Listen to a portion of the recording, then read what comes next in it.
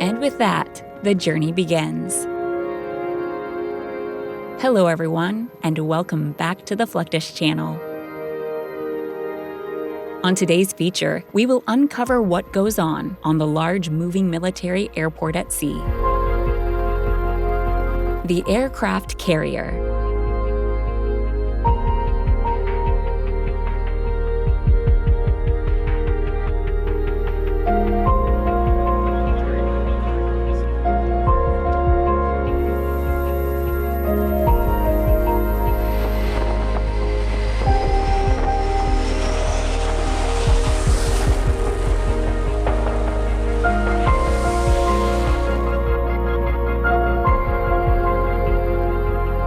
The nuclear-powered monstrous vessels of the U.S. Navy reign supreme in terms of scale and capabilities. Gerald R. Ford class is the world's largest aircraft carrier class, with a full load displacement of 100,000 tons.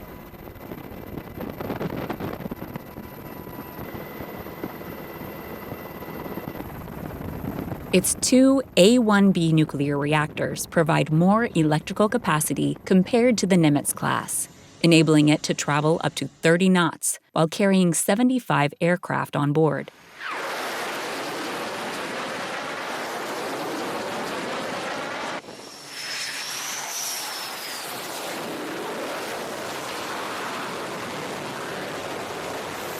The aircraft carrier is often called the city at sea, where about 6,000 of its residents operate the ship around the clock all over the world.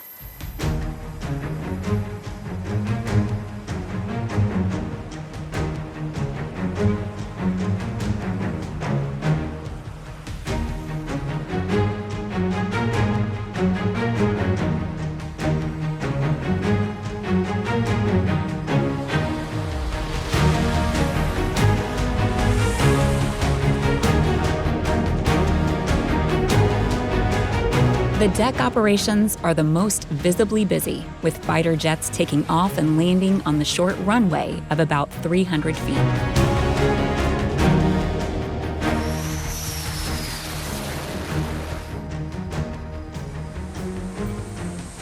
Orchestrated by the handlers on the deck's island, the multifaceted operations on the flight deck are meticulously calculated and executed. The multicolored jerseyed enlisted each plays an integral part in ensuring the safe operation on deck.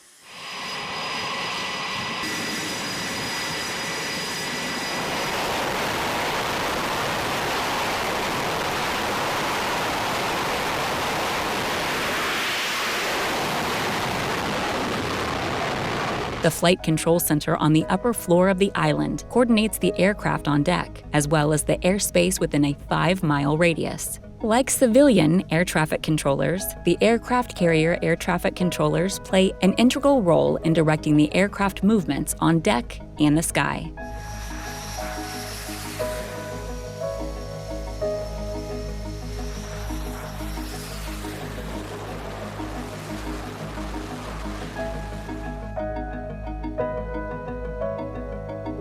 Communication with pilots and the enlisted on deck is done in a calm, clear, and orderly manner, as the operation entails high risk.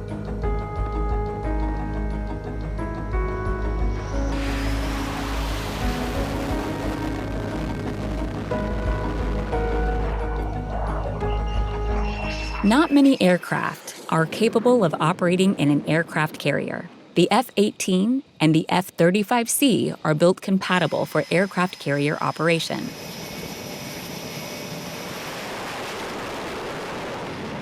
Both aircraft are equipped with robust landing gear to withstand the catapult launch and arrested landing.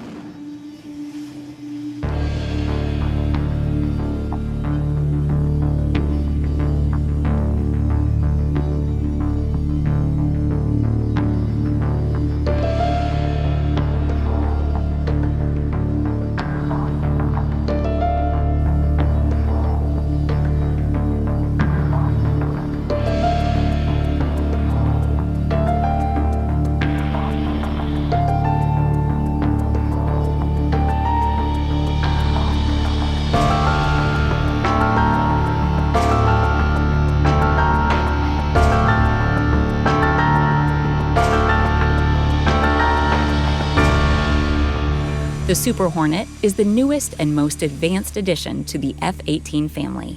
It is the crucial strike element to any air defense operation.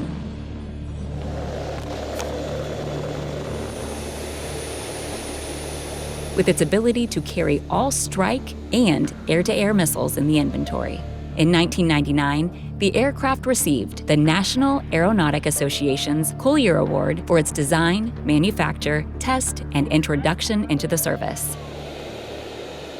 One can only imagine what it is like to land on a moving runway in the middle of an ocean. Between 200 to 300 minor corrections are made in 18 seconds when the aircraft is in the final approach, which is about 450 feet above the water. Reports of scatterlayer 13 to 1800 clear above.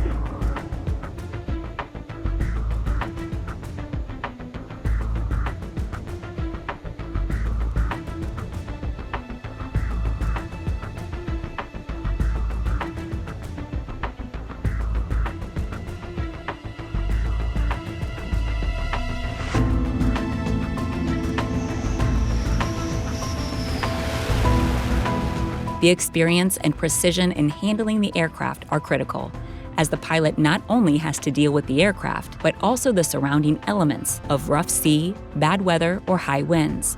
Adding to the challenge is trying to land and ensure the tailhook snags one of the arresting wires.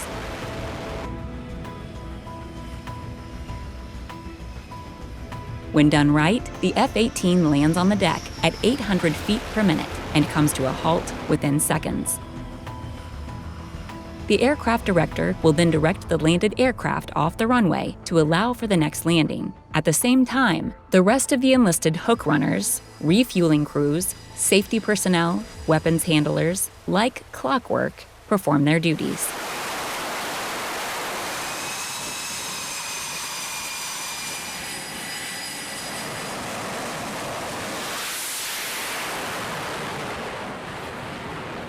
Space is very limited on the flight deck and can only fit about 200 aircraft at a time. So where does the rest go? A 3-story hangar bay that can accommodate more than 60 aircraft of various scale and capabilities.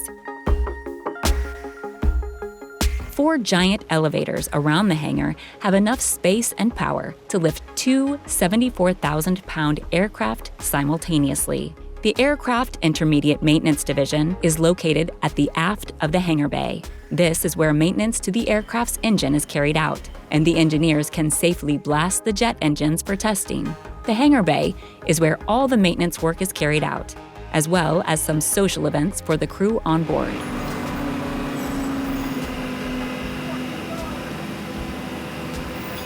Since the aircraft carriers are powered by nuclear reactors, it doesn't have any need for refueling, but the aircraft it carries does. For this, the underway replenishment, or UNREP, is often carried out in the middle of the sea.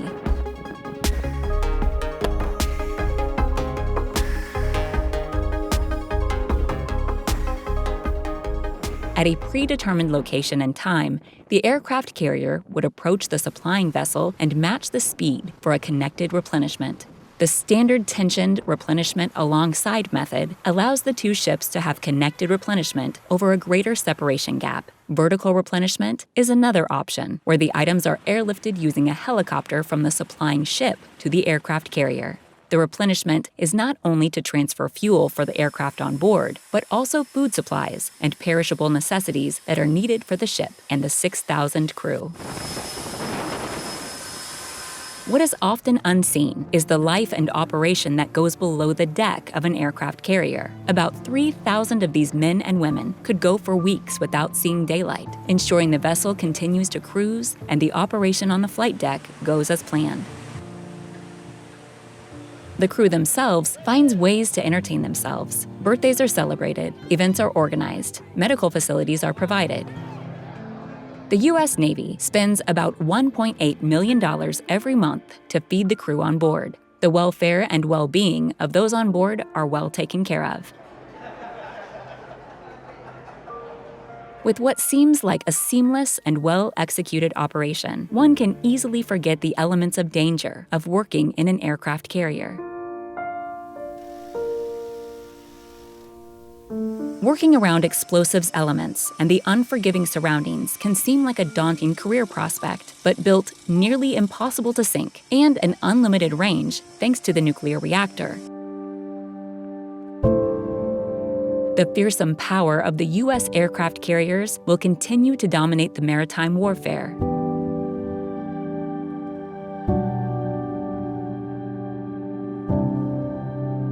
And thousands more will be proud to be a part of this majestic vessel.